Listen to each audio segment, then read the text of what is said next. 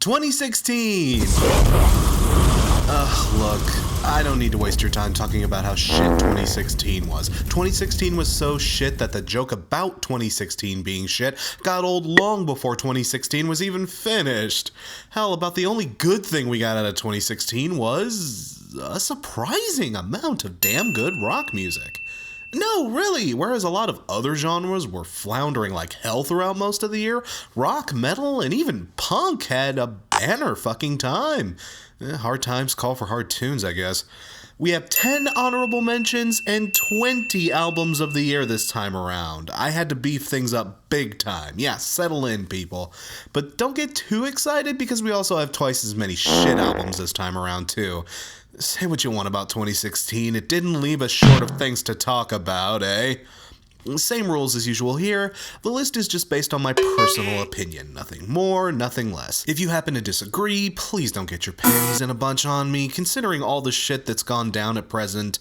If this is the thing that sets your bowels ablaze, tell me, what's it like not having real problems? I'm curious. And while we're at it, I should note that my opinion on albums can change throughout the year, right? You guys understand that, right? I mean, just because I'm a critic doesn't mean I was touched by a magic pretentiousness fairy to make that instinct just go away. It's a fact of life, people, so don't get grumpy on me here if my star ratings doesn't exactly line up perfectly.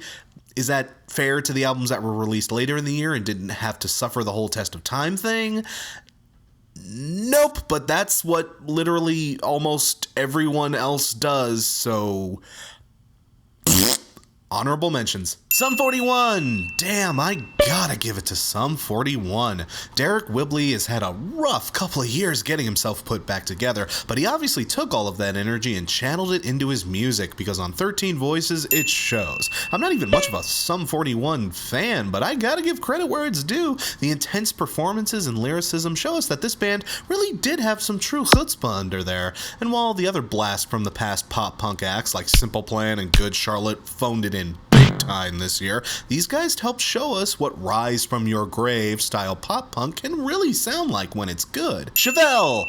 Again, another act that totally came out of left field. Chevelle used to be so milquetoast. They were the first band that would usually come to mind anytime someone would ask me to name a not great, but not offensively bad band. Middle of the road. That was Chevelle. But they've apparently been stepping up their game big time over the years, and it's starting to really come to a head for them. Then again, it could very well be the absolute for a new Tool album that doesn't feel like it's ever gonna come out at this point, talking for me here. But regardless, Chevelle is another example of a previously fairly cruddy band getting way better over time. I'm always glad to see that. Dream Theater! Well, I get why to some people Dream Theater's like just the best thing ever, oh my god! To me, it's always just been okay. Never terrible, but they were kind of hard to take seriously at times. Not necessarily in that good Passage to Bangkok kind of way either. But I'll be damned if I didn't love the hell out of The Astonishing. Vibrant, colorful, multifaceted, and even despite its cliche story, it was still wholeheartedly engaging. It was like the Princess Bride of prog metal. This may not be my personal favorite movie of all time, but I do sincerely see what all the fuss is about. Good on you guys. I look forward to the next one. Arrows in Her. You know, I do love when I get a suggestion from a fan, especially a paid suggestion, that leads towards a new band that is punching way above their weight class. Believe it or not, even if I don't respond to absolutely all of you, I do take the time to listen to most of the requests and recommendations that come my way. Some of them, they don't leave me with a lot to say, honestly, but these guys, with their prehistoric emo approach and killer guitar work, made me thrilled to feature them on the show. Seriously, go out and buy that album so that we get the chance to talk about these guys again in the future. OTEP. While I've had a lot of respect for OTEP as an artist and a performer, her music itself never really did much for me, but on Generation Doom, she brings it downright, well, Furiosa. I mean, given the shit that Miss Shemaya's had to put up with recently, I can understand why she'd be pissed, and man does that venom spew with a vengeance on this album. Angry, defiant, bombast heavy metal with a zero fucks given attitude and a downright ballsy sense of bravado. If you need to just break some shit this year, this is your album to spin. Dance Gavin Dance! Yeah, guys, sorry I never got around to reviewing this one. Between Car Seat Headrest, Pup, and maybe Jeff Rosenstock, this was probably one of the most requested albums I got this year, but I completely understand why. This thing was pretty damn legit. The crazy, complex instrumentation and soaring, downright flabbergasting vocals of John Mess and Tillian Peterson is right up my alley. I'm glad I got so many recommendations for this. I might have actually missed it otherwise. A lot of you told me this was going to be one of your picks for album of the year, and you know what? I don't blame you personally. It's damn good. It deserves the attention. I just had something fit this particular niche a little more efficiently. Beartooth. Damn, are these guys making a hasty name for themselves. Way to avoid that sophomore slump, guys. Hell yeah. Beartooth was one of those names that kept floating around for the past few years that I kinda dug but never really went whole hog on. Or I guess bear in this case, but with aggressive, I think they finally won me over. How would I describe them to a new listener? It's like if Papa Roach didn't suck? Oh, okay, I'll be nice. It's like if a band with a more simplistic approach to heaviness and melody actually had vocal chops to back up their sound and had more things to sing about than their daddy issues, you know what I mean? Again, Beartooth is a band to be paying attention to. That third release is really going to be an interesting one. Protest the Hero! You know, I almost gave this spot to Dillinger Escape Plan. I mean, it was a really tough call. Their final album sure as hell was a strong note to wrap things up on, but guys, what can I tell you? At the end of the day, I'm a sucker for melody, and the melodies on Pacific Myth were absolutely golden. I should expect nothing less from a Protest the Hero album. The crazily proficient musicianship on display here was impossible to ignore, and every member of the band is selling this thing 110%. I mean, this thing gets nowhere near as good as Volition, unfortunately, and that's why it's here on the honorable mentions list, but then again, that is an insanely difficult thing to follow up. I say pick that album up first and foremost, but then sink your teeth into this. The Myth is, for a change, actually legit. Volbeat! Talk about being late to the party, am I right? But this was my first big exposure to this band. I'm glad I finally got the chance to stumble across them. Again, thank you, Terrell, for the Patreon request. Their groove-centric approach to songcrafting and Michael Polson's classical approach to rock vocals makes for an album that combines the best elements of a throwback group with the spine, support, and polish of a more modern rock outfit. Seriously, pretty much the only reason this isn't making the list proper is just because of all the other choice albums I had to make room for. If there was any album I pained over putting on the honorable mentions as opposed to the list proper, it was this one and the next one we'll be wrapping honorable mentions up with. But damn, if you haven't heard of these guys, for certain jump on board here. You won't regret the experience, and you'll have a decent amount of back catalog to enjoy while you pick it up. And finally, oh boy, my top honorable mention of the year goes to Tegan and Sara. But Crash, I hear you say, you jizzed yourself silly reviewing this thing. What the hell is it doing in the honorable mentions? And you're right, I did go gaga over this album. And no, my opinion hasn't changed on this one. It's still fucking gorgeous. I love it. This is one of my favorite goddamn albums of the year. But it isn't rock. Like, I had to wrestle with this one. As much as I love it, whatever tinges of indie, folk rock, or acoustic rock, or any kind of rock that used to lie within Tegan and Sara's sound have pretty much all but disappeared here. There isn't any rock to be found on this thing. This is a pop record, and if I were going to include this on the list proper, it'd have to be high. Like, really high. And for as much as I love this album, this show, at the end of the day, is called The Rock Critic, it wouldn't make much sense for me to put a pop album at the tippy top of my chart, now would it? So this album gets my honorable mention of the year. This is easily my favorite pop release of 2016 by a fucking mile, I can say that much. Goodbye, Tegan and Sarah. Best of luck to you out there in those neon pink seas of mainstream pop music. If you ever find your way back to rockier waters, I'll be happy to give you a port of call. Anytime, ladies. Whew, okay, how long are we into this video? God, holy shit! We better start to list proper, shouldn't we? I told you to settle in, people. We got a lot of ground to cover. I can already tell some of you are gonna give me grief hard for putting this so low on the list, but look, I miss the fuck out of Bowie. He's a goddamn legend, and in a year like this, his passing only made things hurt that much more.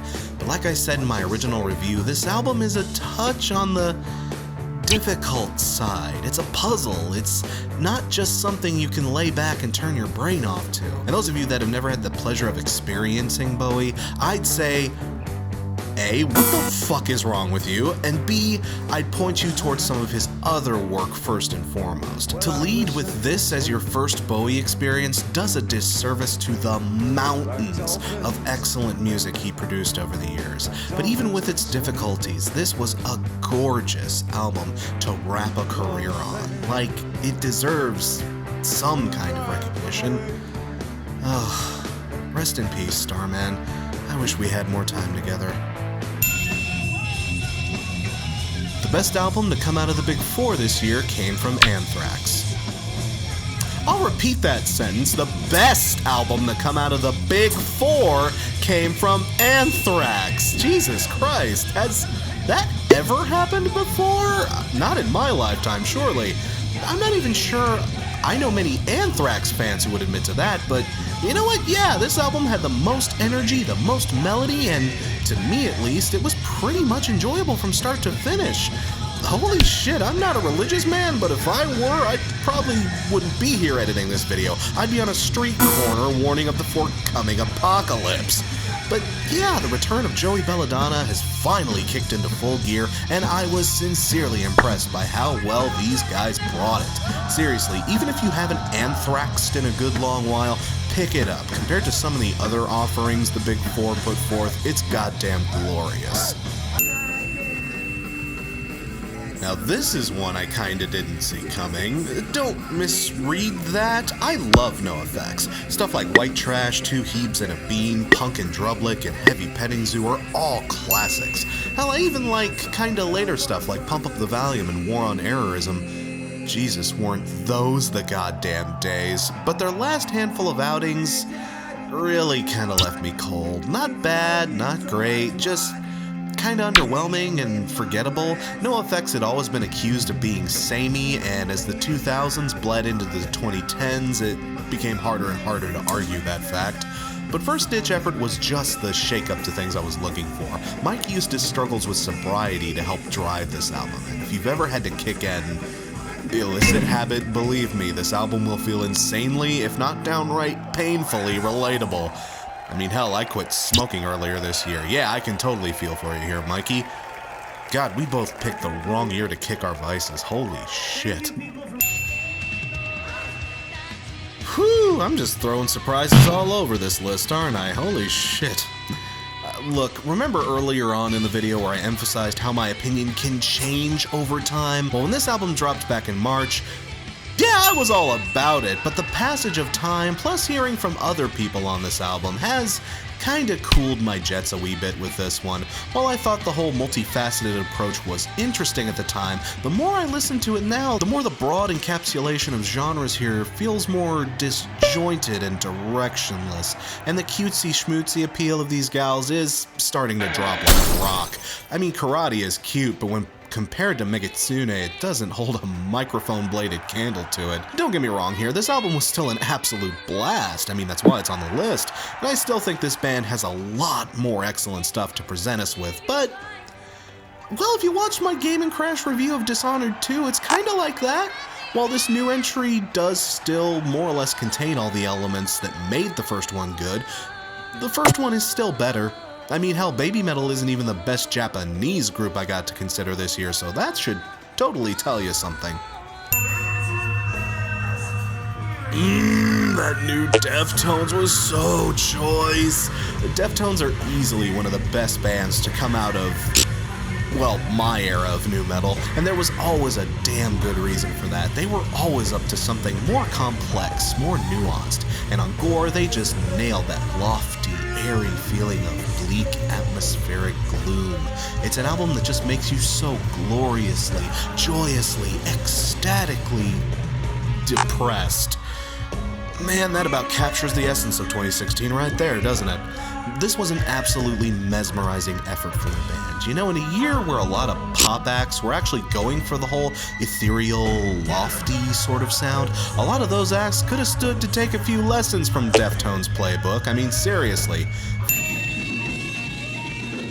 Yeah, here's another album that, in my opinion, has admittedly cooled on a wee bit since my initial review. I kinda had the same issue here that I had with Volbeat's album. In my review, I went on and on about this awesome band I just discovered, holy hell! After I said all that, the loyal, long entrenched fan base came out of the shadows and said, yeah, dude, we know. We've known for like 14 years. The fuck have you been, fam? But still, this comeback album from Fall of Troy is absolutely essential listening. Hell, if only because it's worth the price of admission.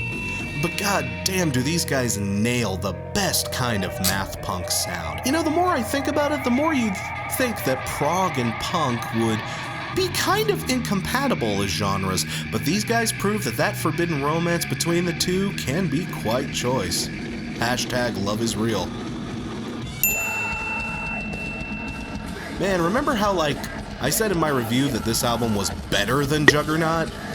Well, I still mean what I said. I love the hell out of this album. There's just really been that much good stuff that this is the place it has to sit. Really, guys, if you're depressed about how shit this year was, I hope this nice long list detailing one of the only good things about 2016 helps ease that suffering, but yeah, Periphery nailed it on select difficulty. It's a shame I can't put them higher. Exquisite melodies and harmonies, mixing with absolutely devastating moments of heavy metal chaos and fury. It's nice to see that after an album as good as Juggernaut, they didn't play this one through on easy mode. Again, I can think of more than a few bands that actually did do that this year, but we aren't quite there yet. Just sit tight. You know, what is it with Taking Back Sunday? I never outright hated this band, but they were one of those groups that I just really did not see what people went so bug nutty for. And now that they've actually gotten super good and I'm going bug nutty for them, there aren't nearly as many people around to share it with. Split up! Well, regardless, Taking Back Sunday successfully built off of the momentum they started regaining with Happiness Is and channeled it into an absolutely stellar piece of post-emo rock. People seem to be very slowly but steadily getting back into these guys, and I hope they can keep gaining more and more recognition, because given their last two albums, they wholeheartedly deserve it. I just hope they can keep pushing forward to give us a few more albums like this. If they do, fuck it, I'll consider going full fangirl myself. God damn it, did I like this album. Some people were floored that I liked this album so much, and well, if that choice is disappointing, whew, just you wait until you see what's in the top 10. But this album just scratched every prog rock itch I was looking to get scratched, and even a few I didn't realize needed scratching. I never thought I'd be so thrilled to hear those bright and splashy Casio-style synths from the old 80s era Rush again, but I was sold. Hook, line, Aquanet, and sinker. But this was a nice change of pace to stumble across on the heavier side of the scale. Again, Aaron Akesian, thank you so much for the recommendation. Setting up that Patreon reward tier was one of the best ideas I ever had. I look forward to seeing what you guys fire at me in 2017. You know, even though Panic at the Disco is pretty much just... Oh, wait a minute, hang on. I promise, I'll totally get it right this time. The Brendan Urie Show. Hey, it only took 12 months, but we finally got it right. But even though now that Panic is basically just an elaborate name for Yuri's solo act, I feel like this is one of the strongest albums Panic has ever produced. He's honed that blend of ear-catchy pop together with rockier bombastics into a sound that just melted my eardrums this year. This is the kind of album I would recommend to people who aren't really familiar with rock or heavier music, but are looking for something to help break the ice. This album has the best of both worlds. It's Sinatra with a mohawk. It's Beyonce wearing a spiky collar. It's Drake if he didn't exist. I'm sorry, I really did not like that new Drake. I'm just... Why, people? Fucking why? Why? Ugh. Hey, speaking of disliking things, most of you know the drill by this point, but since we're at the halfway point of the list, we've got to start introducing the shit albums. You know, for as much tough love as I'm going to lay over these albums, I should reiterate that it almost never gives me pleasure to trash an album to bits. Some of you absolutely love these bands I'm about to smash, and I just want you to know it's not you I'm going after, okay? I promise. We should expect more out of bands, even the ones we like. I mean, if we never hold them to a good standard, then they just suck and suck and suck until they suck themselves into a great big black hole of mediocrity or worse. Holy hell, some of these bands sucked. They sucked so hard. They sucked so hard it would make Auric, Hoover, and most porn stars jealous. Hell, a few really good bands even released some absolutely dreadful albums this year. Such as... Yep, I'm putting it here. No, I know. I remember the score that I gave it. I remember the positive things I said about it. And you know what? I don't take any of it back. No, really, from a sheer musical standpoint, yes. This is one of the best things Megadeth has put out in years, if not decades. But it's an album I can't recommend to anyone. What good is a technically good album if it absolutely repulses you, you know? What am I supposed to say to my Islamic, my non-Christian, or my non-American friends and fans who ask me if they should listen to this album? Oh, it's great, but you guys might not want to read the lyric sheet. Just saying, no, fuck that. An album shouldn't force you to make excuses that make you sound like a domestic abuse victim. Crash, you SJW PC culture libtard cocklord! I can hear a certain subset shouting, "You just hate this album because it's right wing!" I mean, yeah, okay, you got me there, sure. I admit I'm about as blue as an Eiffel 65 song in a Smurf's pocket. I won't deny it or anything, but fuck off. As a human being, my personal preferences influence my perceptions. You don't have to like it. I'm not saying you have to like it, but I'm not gonna change who I am just cause it hurts your little delicate snowflake feelings. And B, I know plenty of right-leaning people. I was raised by right-wing parents and I went to right-wing schools. And for all my disagreements with their ideology, there are plenty of good, decent, intelligent, and compassionate people on the right. And to all those people that I spun this album for, even they said it was a touch melodramatic at best. Dave, real talk. I legit would have put this album on the best side of the list this year. I sincerely mean that. You've grown in leaps and bounds as a musician, and I'm genuinely impressed, but dude, if this is the stuff you're gonna write about, then count me out, man. Look, I'm not asking you to full-blown vote Hillary or anything, but next time, do better! Ugh, okay, can we switch off the topic of politics? How about we talk about something less tragic, like cancer? I hate to admit it, but I wasn't quite as warm on Touche Amore's latest upon my first few listens. Even in my review, I wasn't super all over it, but man, did this one grow on me. Especially once I dug deeper into the lyrics and backstory behind the album. This is a truly melancholy and heart-wrenching account of Jeremy Bolton's struggle to move on from the loss of his mother to the disease.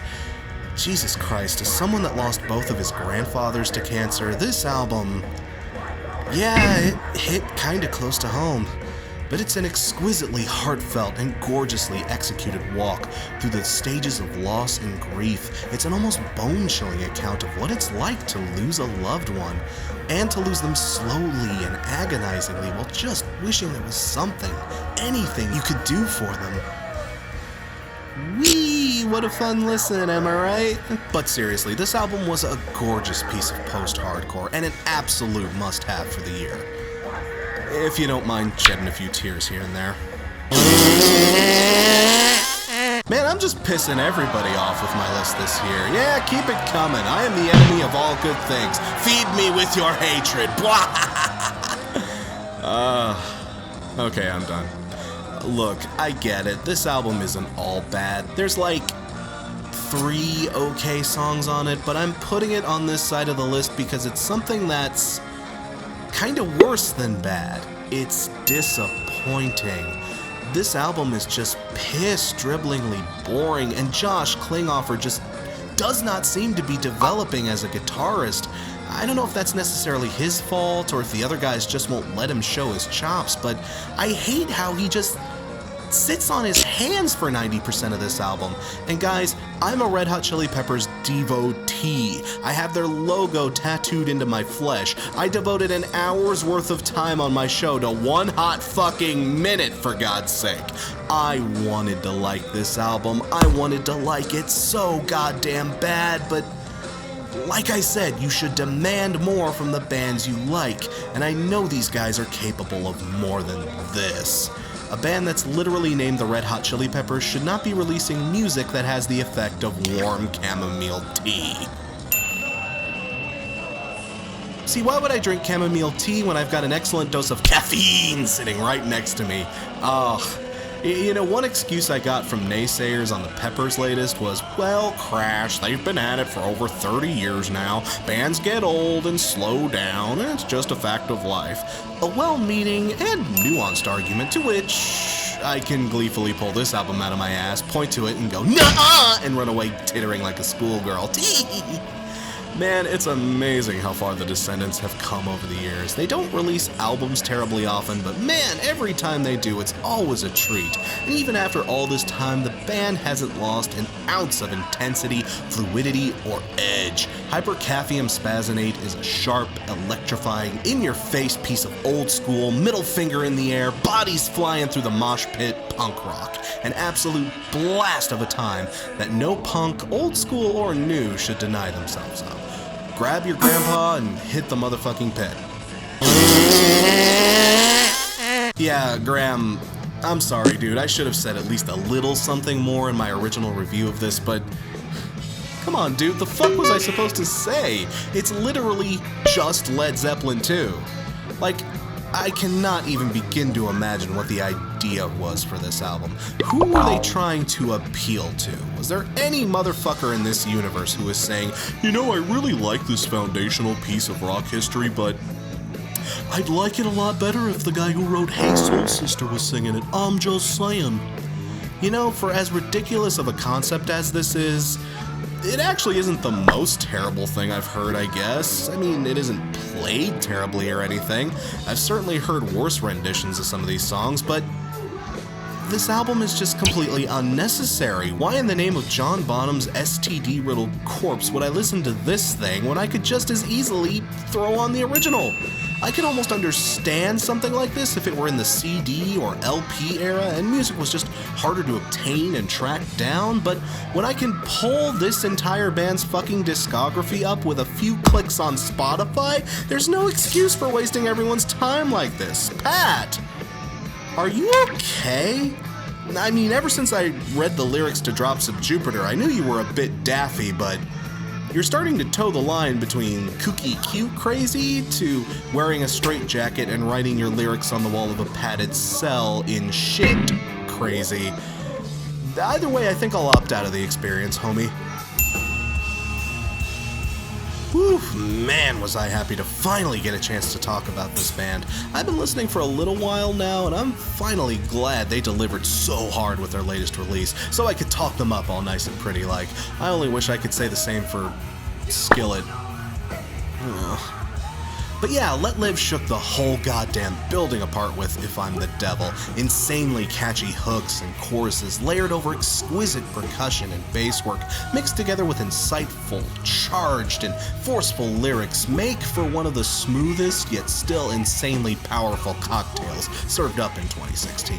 This album was the Long Island iced tea of the year. If a Trump presidency is something we're actually gonna have to deal with, then a lot of you will probably be looking for voices of dissent, and most likely that of the shouty variety, and these guys are sure as hell gonna be a voice to be paying attention to over the next few years. But regardless of politics, they kick ass. Go buy all their shit. Don't give me that look. I can already hear some of you. Crash, why is this on the list? I mean, no, it wasn't the best album of the year, but it was bland and safe and inoffensive enough. To which I say, yes, you're 100% right. That's why I fucking despise this album.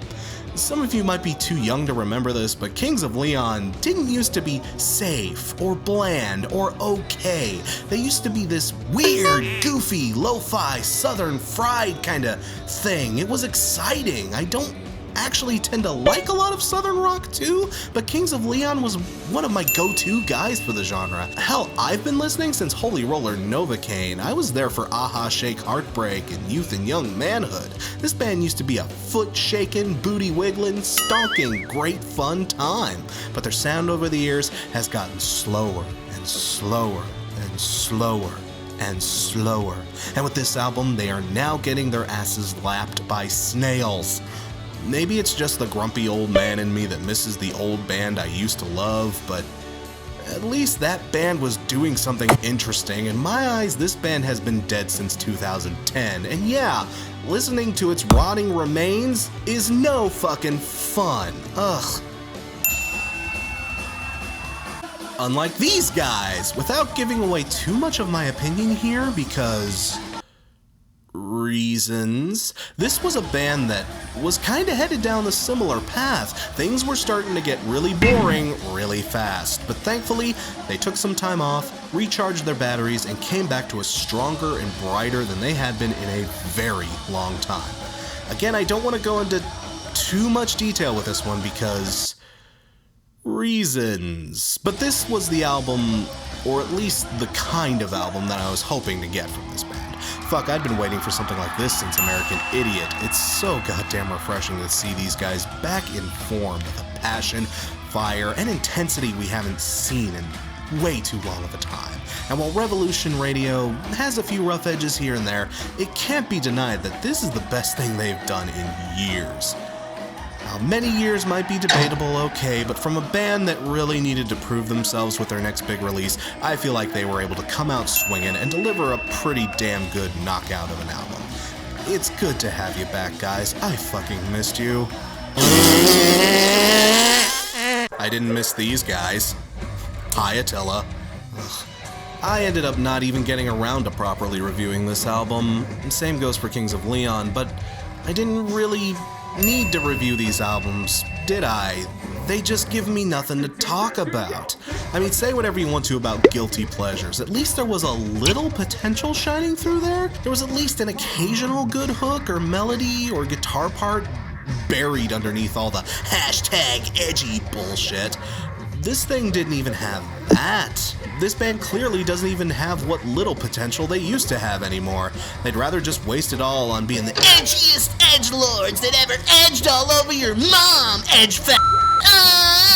No one on this album even attempted to try. Not the producer, not any of the band members. Hell, even Franzi's phoning it in at this point. In one song, he literally sings about how much of a badass he is because he says words like cunt and bitch. Really, that's it. So the fuck what, Chris? I can say those words too. Chris Franzak is the cuntiest cunt of a bitch cunt who ever bitched a cunt out of a bitch cunt. You're not fucking special. How about I hurl something your way that is genuinely insulting? Your band is awful and mediocre and you don't deserve success. There. How's that for edgy? Yeah. Cunt. Fuck yeah against me. These guys are shaping up to becoming one of my favorite bands of all time. Had I listened to more of their stuff back in the day, I for sure would have included them somewhere in this old video. As much as I love this band and as much as I love this album, I'll bet there's at least a few people scratching their heads here and asking, why only 6? Well, a few reasons. One, this album does have Protest the Hero's problem, in that I have to compare it to its predecessor, which, yeah, it's good, but it's not that good. It kinda can't be. And 2, like I mentioned before, there was a lot of stiff competition this year. Maybe in a less active year, Against Me would have had another space at the top. But regardless, this album still has a lot going for it, and Laura Jane Grace and company are still out there kicking ass, so hell yeah, show them some love and get your shapeshift on. Again, I'm sincerely looking forward to what these guys will do in the future. Hell yeah. These guys, on the other hand, holy fucking shit. You know, it's one thing that this was bland, insipid, and just overall not a very good album, but it somehow made twice as disappointing because all of the effort they put into this thing, it was all for naught. The one sole factor that was kind of an improvement to these guys' sound, their new vocalist Dennis Stoff, yeah, he quit the band, and they rehired fucking Warsnop. Fucking Warsnop! You know, that guy that they spend so much time shitting on throughout this album's run length? God, I bet it's gonna be awkward playing this particular album live, isn't it? But no, apparently the fan base didn't care for this particular one either, so I doubt they'll play any of it, ever. And this album's already starting to wane from radio play too, so, holy fuck, I've reviewed albums that were bad, but this album is so goddamn useless, it's actively trying to will itself out of existence. It'd be poetically tragic if it weren't so goddamn hilarious. You know, if this album's just gonna straight up disappear off the face of the earth, I'll be the last one to complain about that. Yeah, I saw your comments on my review. Yeah, I saw what the professional critics wrote about this thing. I even watched a lot of my other fellow reviewers just trash this thing. Like it was the neighborhood dog shitting in their front lawn, and you know what? I don't give 2 fucks what any of them think. This album was the best thing Blink-182 has released in years, and yeah, I'm gonna sing its praises. There was a newfound energy and creativity found on this release. It sounded like Blink was having fun making their music again, and that was something I missed. The self-titled, while brilliant, was kind of a heavy listen, and Neighborhoods was no fucking fun at all. And with Matt Skiba injecting his own brand of sinister chord crunchiness and crystal clean vocal harmonies into the album, it was the shot in the arm this band so desperately needed. A band performs well when all of its members are making the music they want to make. What a novel concept! And even if nobody else will love you, California, even if every other house on the block is gonna turn you away, except the motherfucking Grammys, I guess, you know what? You can always crash at my place. This is an album that, like 10 years from now, people are gonna be saying got a bad rap. I almost guarantee it. This might be the one hot minute for the modern age, and if shouty people didn't stop me from loving that album, they sure as hell aren't gonna stop me now. California's great. Show it some love. It could use it. You know, up to this point, I would say that most of the stuff on the worst list at least had some redeeming qualities to it, or it was at least too bland to make that much of a fuss about. From here on in, we're really hitting the nasty stuff. This one in particular, yeah, it was pretty god-awful. TVB crap, your requests weren't great, but I can't say they didn't give me shit to talk about.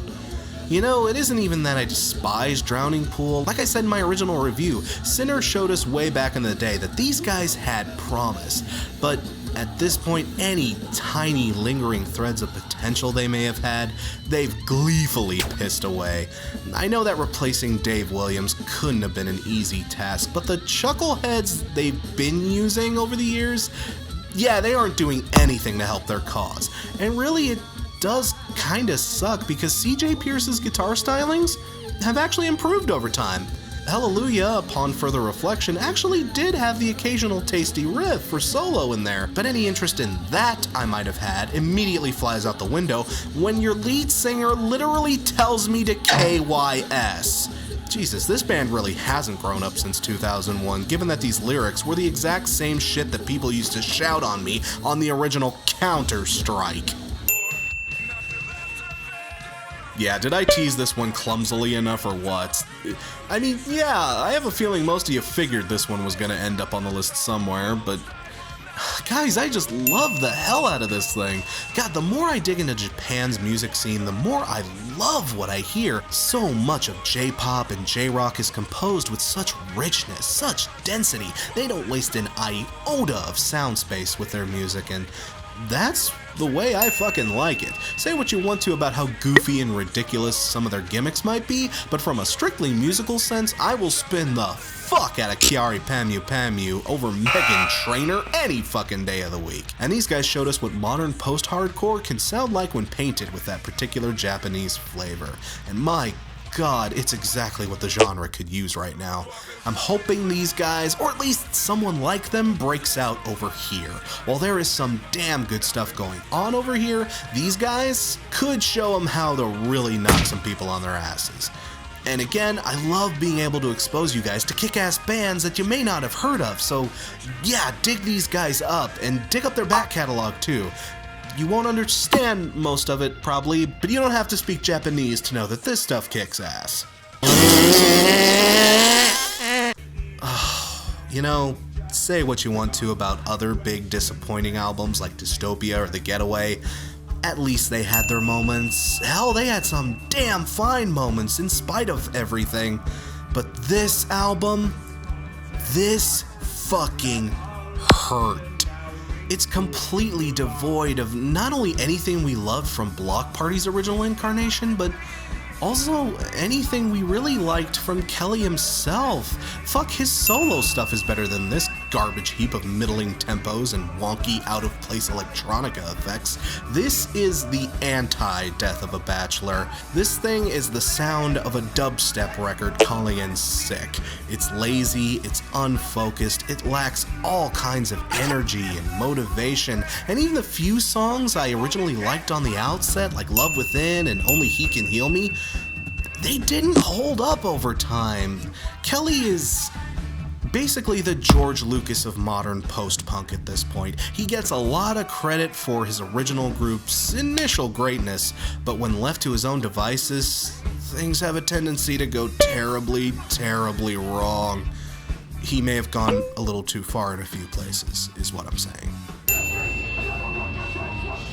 You know, I'll bet a lot of you are probably shocked to see this album here, especially as high as it is, but guys, this motherfucker grew on me big time. When I first listened to it, I thought it was really solid, but maybe not totally worth an entire review. Thank God Of Mice and Men gave me so little to talk about, but man, the more I listened to this album, the more I had to respin it. It was the Pringles of my listening catalog. Once I popped, I couldn't fucking stop.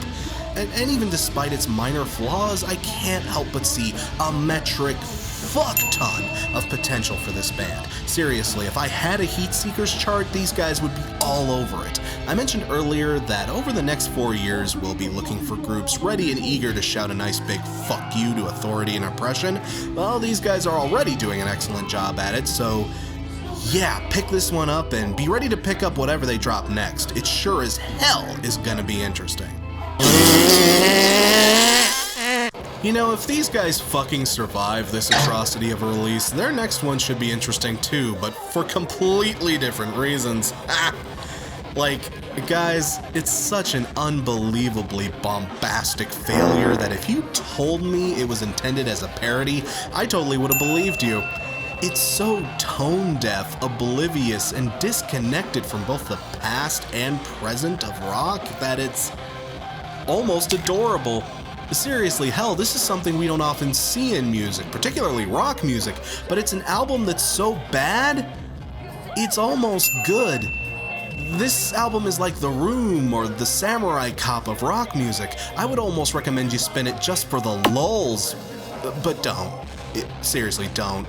Yeah, the unintended face-palming hilarity is there, but it doesn't last long. After 10 minutes, you'll just be begging for it to end.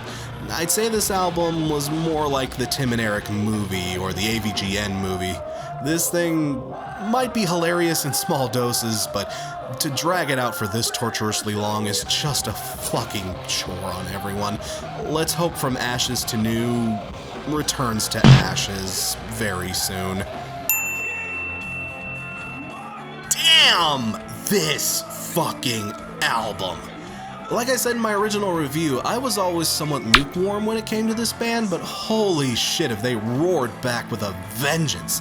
Not only was this thing a piece of brilliant music, but it was a challenging and insightful piece of art and protest. Dave, buddy, this is how you fucking do it, okay?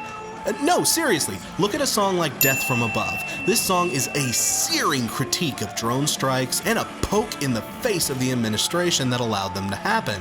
So yeah, this guy.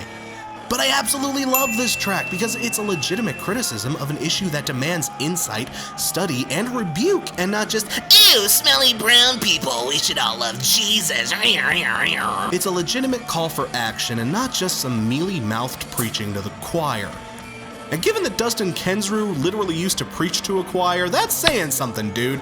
But regardless of all that, the performances and composition of this album are simply spellbinding. It would be a fantastic effort from any band, let alone from one I'm not really keen on to begin with. It was a tough throwdown between this and the album I ultimately ended up going with, but this album was sincerely astounding. Great job, Thrice. I hope we see more from you, seriously. Well, here we are. Bottom of the list. You know, I don't even know why I'm building it up so much. You all more than likely know what it is, but I guess for tradition's sake, bam. Yeah, fuck this album. I hate this album. I hate it so much I'm not even playing music from it. The band you're seeing in the background is Cane Hill. They're a band with a similar bent, but are much less fucking abysmal. And for all the things I hate about this band, I have to admit I may have been just the slightest bit harsh on them. Yes, really.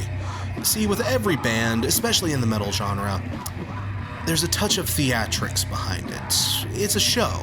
No matter how legit the pain and suffering they sing about may be, at the end of the day, there's always a bit of showmanship going on behind it. And ultimately, that's what King 810 is. In their own weird, fucked up little way, it's a shock rock band. Yeah, this album shocked me with how detestable and fucking insidious it was. But that was the whole point. My calling it a piece of garbage may as well have been akin to a dainty kiss upon its forehead. It wants that reaction out of you, and I gave it exactly what it wanted. And I don't want to be that mimsy that shrinks, oh, think of the common decency, think of the children, oh, such filth. As a fan of groups like Anal Cunt and Cannibal Corpse, that would be pretty hypocritical of me. As fucking distasteful as this album is, it's got every right to exist, and its fans have every right to flock to it, sure. But this thing is just fucking garbage. You know, garbage has every right to lay in the middle of the street, too, but if it's gonna do that, you can't act all surprised when most people point to it and say, can we clean that up, please? Just, ew.